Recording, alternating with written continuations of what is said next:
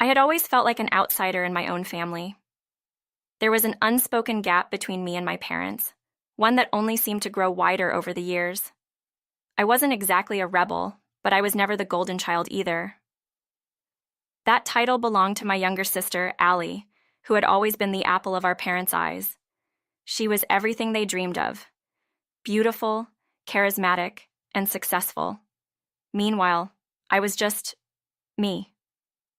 I didn't have the same charm, the same natural flair that Allie seemed to exude effortlessly. But I never expected this moment to come crashing down in such a way. One ordinary afternoon, I was sitting at my desk, working on some paperwork at my apartment when my phone rang. It was my father. My heart sank. I hadn't heard from them in weeks, not since the last argument we'd had about money. It was never an easy subject, and I had long since learned to avoid it. But this time, something felt different. The tension in the air was palpable even before I answered. "What is this, Violet? What is this amount?" My father's voice was sharp, accusatory. I sat back, startled. "What do you mean? I don't understand what you're talking about." His voice cracked through the line with an edge of anger. "You've been sending money, but it's not enough. What are you doing with your life? Why isn't Allie sending more? Why have you been sending so little?" Allie? My sister?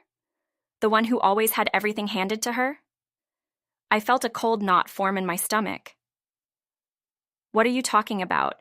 I've been sending the same amount every month, $4,000, just like we agreed." But my father wasn't listening. He was on a roll, his words coming faster now, filled with frustration. "You've been sending 50 cents, Violet. Do you think we're fools? Do you think we don't know?" 50 cents? My mind was spinning. How could he believe that? I had been sending $4,000 every month for as long as I could remember. Allie had nothing to do with it, and yet here they were, accusing me of sending practically nothing. "No, that's not true," I said, my voice trembling. "I've been sending $4,000 every month just like I promised. I don't know where this idea is coming from." But it didn't matter. My father's anger was like a storm, impossible to control. "Why are you mocking us?" he demanded. "Allie sends $4,000 every month and you send us 50 cents. We've been patient, Violet. We've been waiting for you to grow up, but this is just too much." The words stung, cutting deeper than any argument we'd ever had before. My mother's voice came into the conversation, faint in the background, but sharp nonetheless. "Look at your sister. She's so successful. She doesn't have to struggle like you. She contributes. You don't care about us, Violet. You've always been selfish." I was silent. How could they say that? I had worked so hard. I had scraped together every cent I could just to send them that money. They didn't know what it took for me to survive. But they didn't care. It was always about Allie. How perfect she was. How amazing she was. I was nothing but a shadow in their eyes.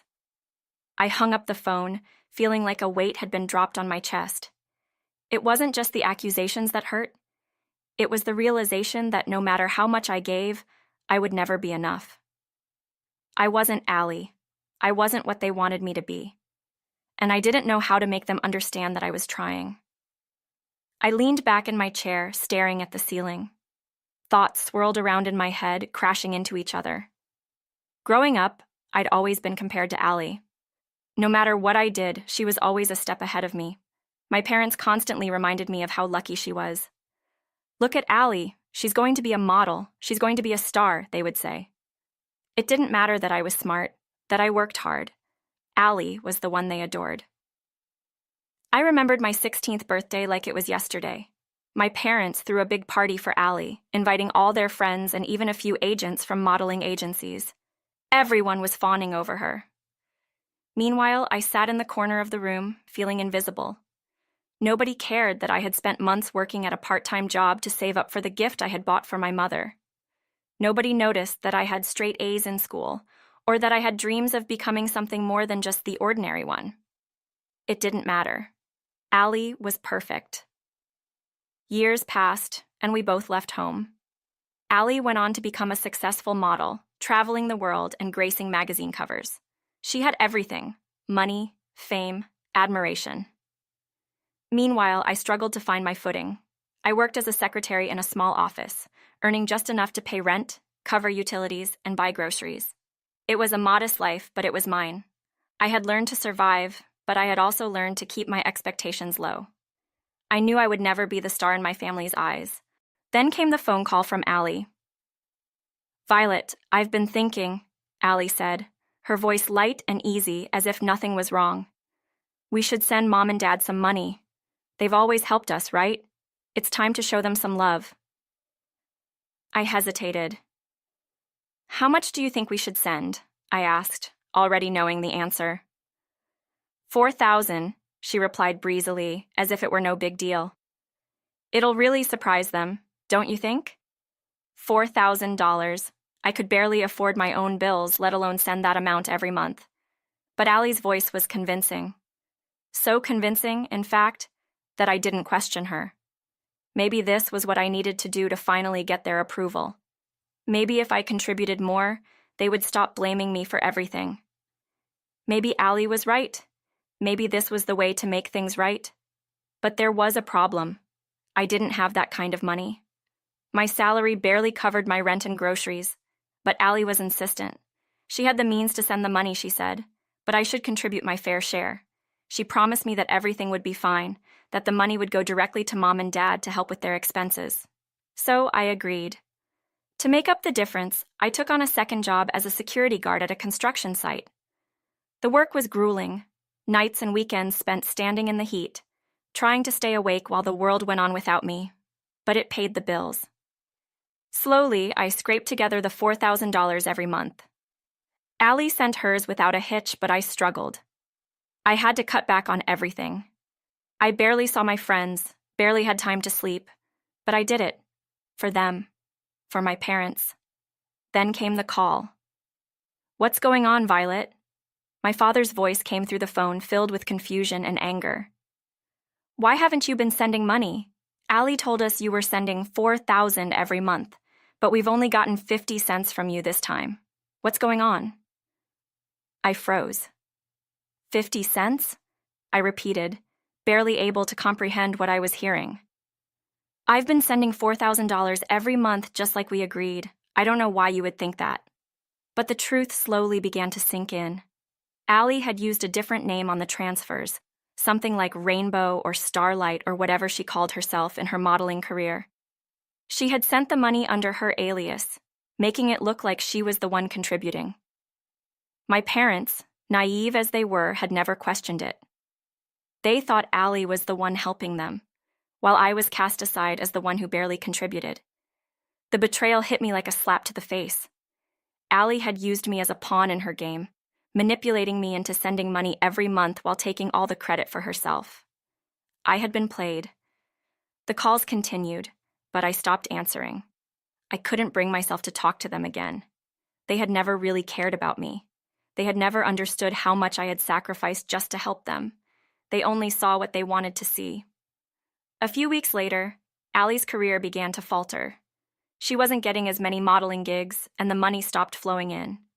My parents, too, were living beyond their means.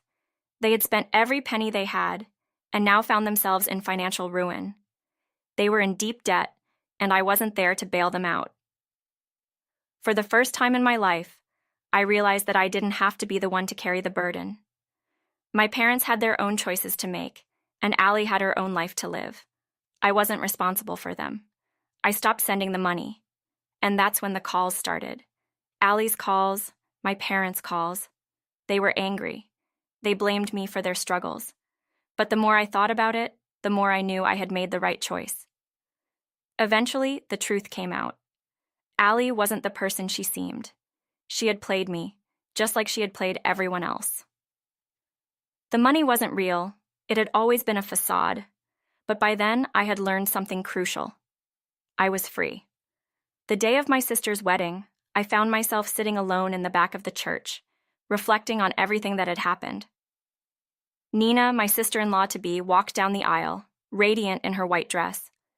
She was everything Allie had always been. Perfect, loved, admired. But for the first time in my life, I felt no jealousy, no resentment, no need for approval. As I watched Nina walk toward the altar, I realized that I didn't need their validation. I didn't need to be perfect. I was enough. I had learned to let go of the toxic hold my family had on me. And as I sat in the back of the church, watching Nina and her fiancé exchange vows, I realized something even more important.